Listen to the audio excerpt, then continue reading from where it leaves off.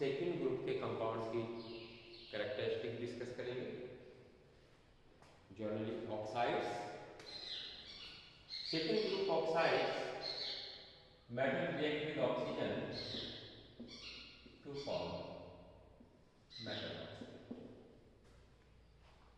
The characteristic of these metal oxides generally basic nature. Generally basic nature. Basic nature increased.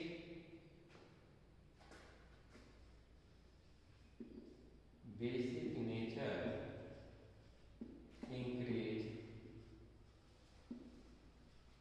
down the road. Down the road.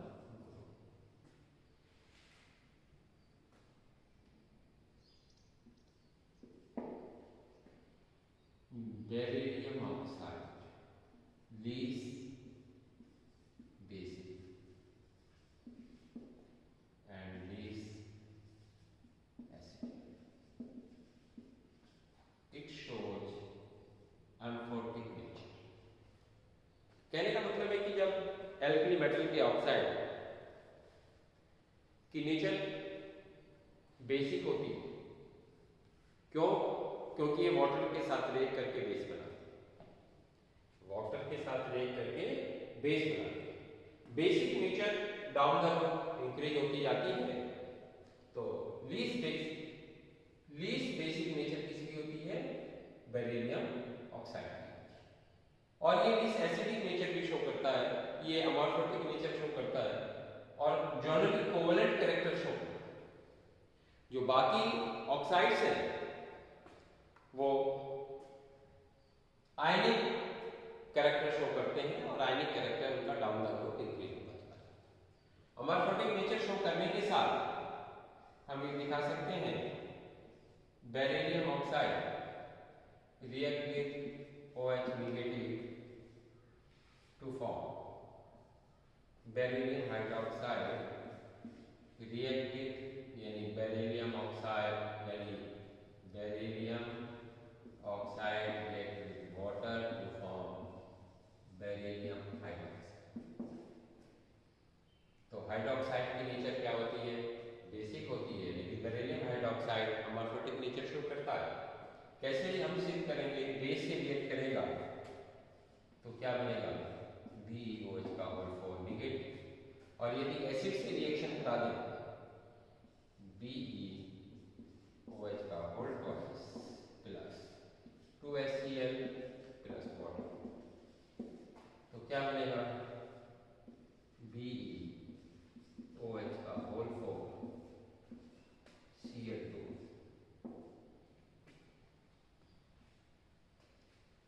या H2SO4 से react करा BeOH का twice plus H2SO4 plus H2 to form BeOH का whole 4 SO4। तो इससे ये proof होता है कि इसकी नेचर कैसी है, अमर। इसके बाद ये ऑक्साइड और हाइड्रोक्साइड्स था। इसके बाद आते हैं हैलाइड्स। हैलोजन से रिएक्ट करके एल्कली मेटल डाइहैलाइड्स बनाता है। हैलोजन से रिएक्ट करके क्या बनाता है? डाइहैलाइड्स बनाता है।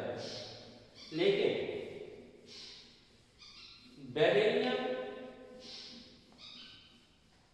Chloride Bm plus Cl2 NaCl,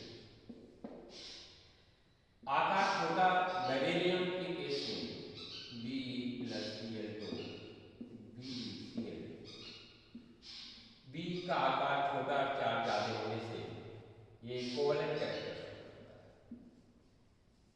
बाकी जो हैलाइड्स होते हैं वो आयनिक कैरेक्टर। सॉलिड स्टेट में ये इस तरीके से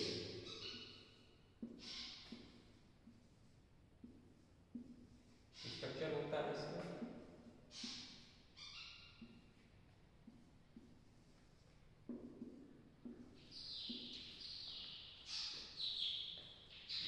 दिखाया गया है थ्री डायमेंशन, ये पीछे आता है, ये आगे आता है, इस तरीके से स्ट्रक्चर होता है।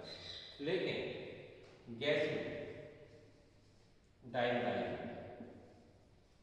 डाइमराइज का मतलब दो मॉलिक्यूल्स आपस में इक्विवेलेंट बॉन्ड से जुड़े रहते हैं और जिसमें क्लोरीन ब्रिज एटम का काम करता है। किसका काम करता है?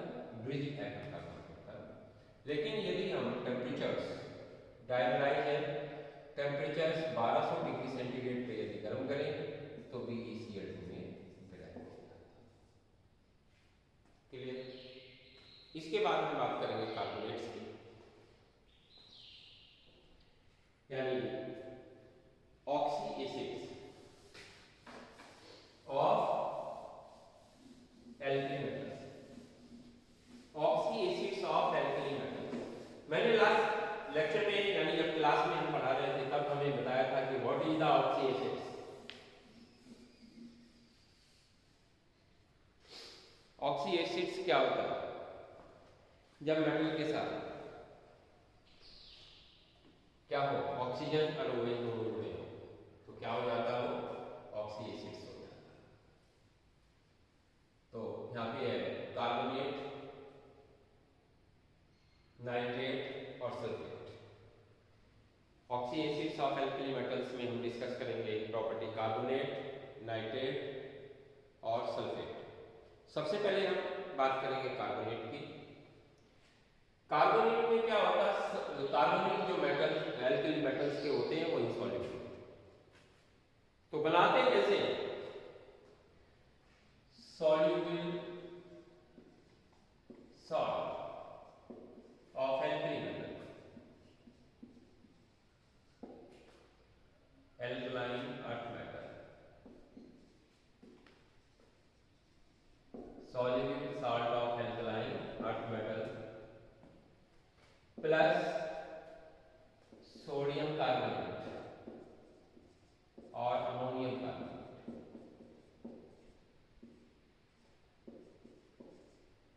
To form alkali metal carbonate.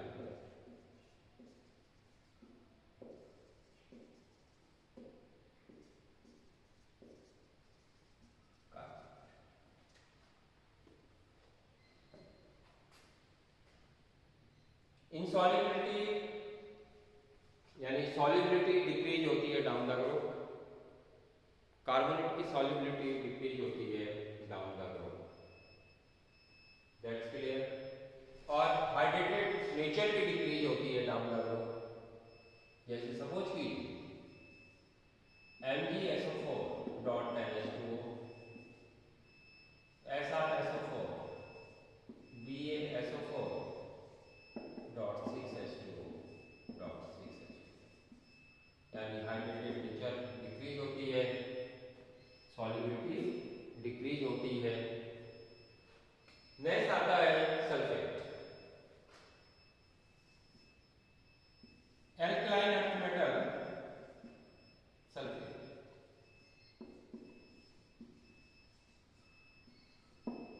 Alkaline earth metal react sulfuric acid to form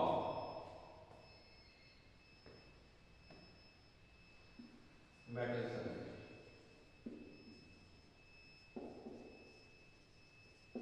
इसमें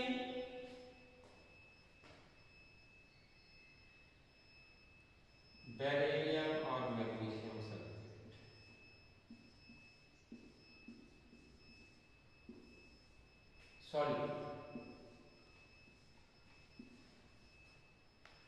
solubility decrease down the group.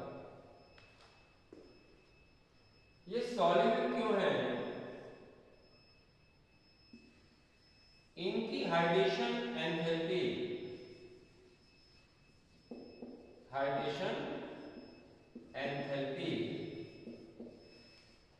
ज्यादा होती है, इज ग्रेटर देन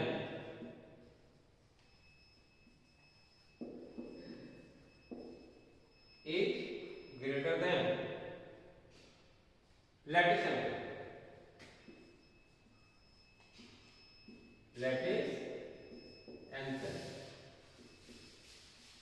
अब लैटिस एंथैल्पी क्या होती है? The amount of energy required to break down the 1 mole of the crystalline compound। अरे भैया, अगर यार क्लास में गए तो फटाफट करना शुरू कर दिया क्या यार? हेलो, ध्यान से सुनेंगे।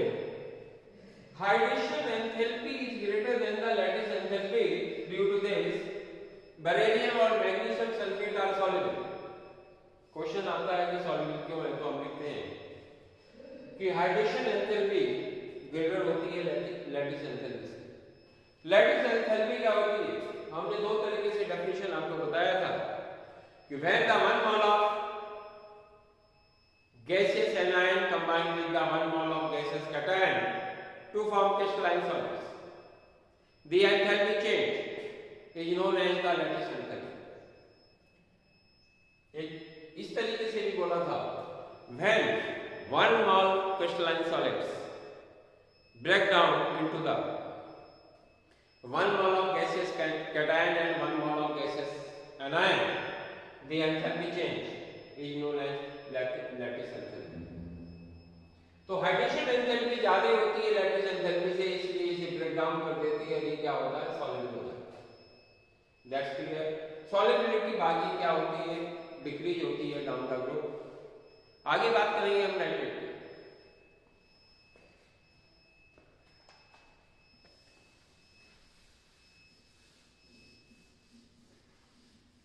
कार्बोनेट की रिएक्शन यदि हम नाइट्रिक एसिड से करा दें तो नाइट्रेट बनेगा। कार्बोनेट की रिएक्शन किससे करा दें? MCO3 HNO3 N2 ले लेंगे, NO3 twice plus CO2 plus. Nitrate की solubility down the group decrease होती है, और जब नाइट्रेट को गर्म करते हैं तो क्या होता है?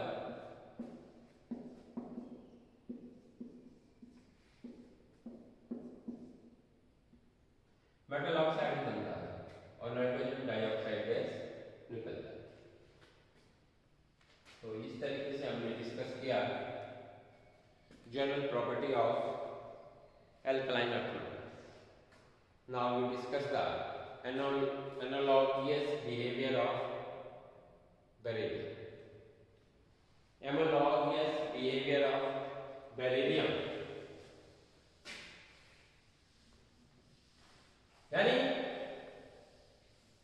प्रीवियस लेक्चर में जब क्लास में हम डिस्कस कर रहे थे तो हमने बताया था, तो जो सेकेंड ग्रुप के मेंबर्स हैं थर्ड ग्रुप के मेंबर्स से प्रॉपर्टी डिफरेंस शो करते हैं।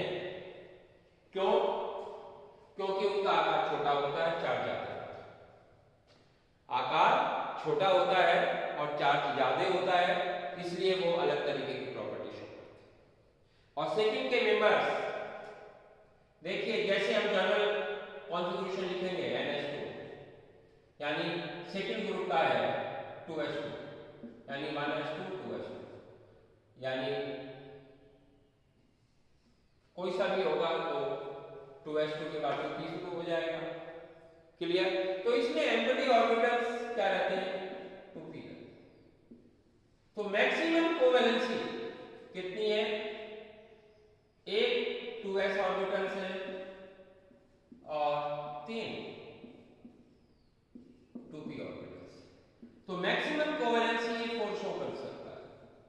बाकी जो थर्ड ग्रुप या ऑनवर्ड्स मेंबर्स होते हैं उनके पास जैसे तीसरे में आ जाएगा, तीसरे पीरियड्स की बात करेंगे 1s2 2s2 2p6 3s2, तो 3p भी खाली होगा 3d भी खाली होगा।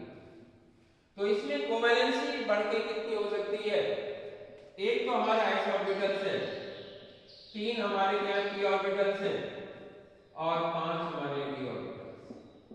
दैट्स क्लियर ऑल, इतनी बात समझ में आई है। तो इसी कारण, क्योंकि इसमें तीसरा शेल नहीं होता है, इसीलिए ये केवल 4 कोवैलेंसी शो कर सकता है। कोऑर्डिनेशन नंबर 4 के कंपाउंड शो कर सकता है, इससे ज्यादा के कंपाउंड शो नहीं कर सकता है। इसीलिए बेरिलियम अन्य एल्केली अर्थ मेटल से अलग प्रॉपर्टी शो करता है। नेक्स्ट आता है diagonal relationship between the beryllium and aluminium. तो ध्यान से देखें, क्लियर हो गया ना? ध्यान से देखें,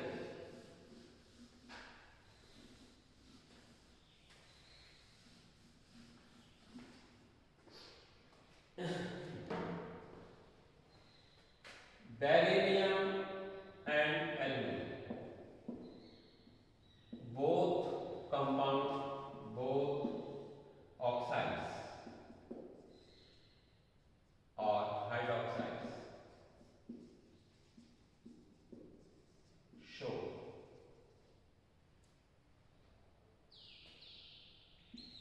amphotic relation। एसिडिक तरीके से भी काम करते हैं, बेसिक तरीके से। दूसरा, आयनिक charge ratio, radius charge ratio दोनों का बराबर होता है, इसलिए दोनों बराबर property show. Radius charge ratio beryllium magnesium का बराबर होता है, इसलिए समान शो करते हैं। बोथ क्या करते हैं, अम्फोर्टिक नेचर के कंपाउंड शो करते हैं। इनके ऑक्साइड, बेरिलियम और एल्यूमिनियम में ऑक्साइड फिल्म बन जाती है, जिससे क्या हो जाते हैं, पैसिव हो जाते हैं। दोनों ही इस तरीके की प्रॉपर्टी शो। That's clear. दोनों ही कॉम्प्लेक्स बनाते हैं। क्या बनाते हैं, कॉम्प्लेक्स। जैसे BeF4 -2 और AlF6 -3। तो इस तरीके से ये डायगोनल रिलेशन शो करते हैं। डायगोनल रिलेशन का मतलब क्या होता है, सेकेंड, थर्ड, ये 13 है, 13 14 प्लस, यानी इसका जैसे फर्स्ट का आपका है लिथियम, यहाँ पे आएगा बेरिलियम और ये एल्यूमिनियम। तो boron, aluminium, magnesium, carbon, silicon. ये है थर्ड पीरियड, ये सेकंड पीरियड, ये क्या है, थर्ड पीरियड। डायगोनल रिलेशन क्या होता है, यानी फर्स्ट का सेकंड पीरियड के फर्स्ट ग्रुप का थर्ड पीरियड के सेकंड ग्रुप के साथ, सेकंड मेंबर के साथ ये प्रॉपर्टी शो करता है। बेरिलियम एल्यूमिनियम, ये इतना, लिथियम मैग्नीशियम, बेरिलियम एल्यूमिनियम और बोरॉन सिलिकॉन के समान प्रॉपर्टी शो करता है। इस रिलेशन को हम क्या कहते हैं, diagonal relation. That's it. Next we discuss the compounds of some important compounds, जिसमें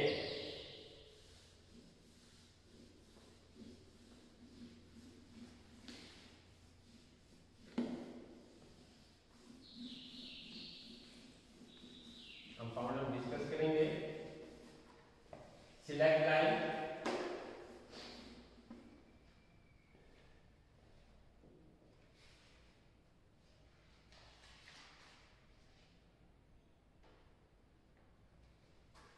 quick lime, slaked lime, bleaching powder कैसे बनता है, और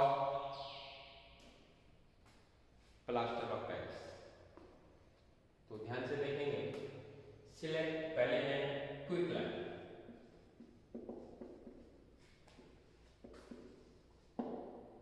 क्विकलाइन का फॉर्मूला होता है कैल्शियम ऑक्साइड।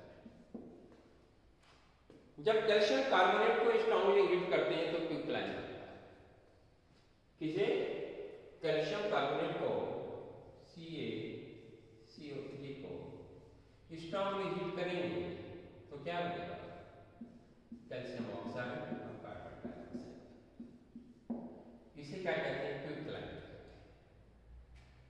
ये व्हाइट कलर का होता है, वाटर में से रिएक्ट करके क्या बना लेता है? कैल्शियम हाइड्रोक्साइड बना लेता है। इसे हम क्या कहते हैं? सिलेक्ट लाइन कहते हैं।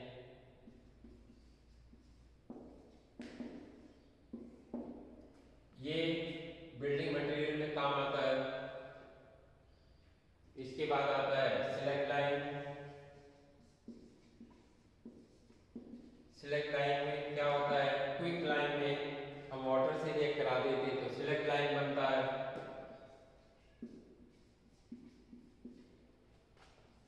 सिलेक्ट लाइन किसके काम आता है? व्हाइट वॉश करने के काम आता है, पुताई के काम आता है। इसके हम कार्बन डाइऑक्साइड पास करेंगे तो क्या बनेगा? Calcium carbonate.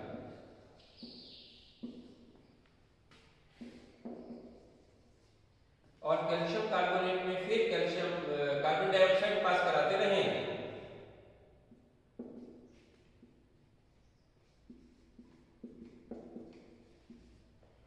तो इसके बाद क्या बन जाएगा? Calcium bicarbonate. ये क्या है? ये कार्बन डाइऑक्साइड के गैस का टेस्ट है। यदि कोई गैस इवॉल्व हो रही है उसमें हम लाइम वाटर से उसे पास कराते हैं तो ये मिल्की कलर आ जाता है, और फर्दर फिर पास कराते रहते हैं तो कलरलेस हो जाता है। क्या हो जाता है? कलरलेस। समझ में आया? फिर इसमें क्या है? यदि हम क्लोरीन गैस पास कराते हैं, कैल्शियम हाइड्रोक्साइड में यदि हम क्लोरीन गैस पास कराते हैं तो ब्लीचिंग पाउडर CaOH का होल ट्वाइस प्लस Cl2 एरोकेट CaOH का होल ट्वाइस डॉट CaOCl का होल ट्वाइस। ये क्या है? Bleaching powder. That's clear. इसके बाद आता है gypsum, plaster of Paris. Plaster of Paris क्या होता है? यदि हम जिप्सम को स्ट्रांगली हीट कर देते तो प्लास्टर ऑफ पेरिस बन जाता है। ये भी वैसे बिल्डिंग मटेरियल्स में काम आता है। क्या आता है? जैसे सपोज कीजिए CaSO4.2H2O 393 केल्विन पे हम गर्म कर दें तो क्या बनेगा? CaSO4.12H2O। ये क्या है? जिप्सम है। ये क्या है? Plaster of Paris plus 3/2 H2O। Clear? ये भी क्या आता है? इसका यूज कहां पे होता है? इसका यूज बिल्डिंग मटेरियल्स में तरह तरह की छत के डिजाइन बनाने में पीओपी का काम होता है, प्लास्टर ऑफ पेरिस। तो इसके बाद में बेटा इसके यूजेज हैं और सीमेंट्स हैं, ये आप घर में पढ़ना। कल हम आपको पी ब्लॉक के बारे में बात करेंगे। नेक्स्ट वीडियो किसका होगा? P block.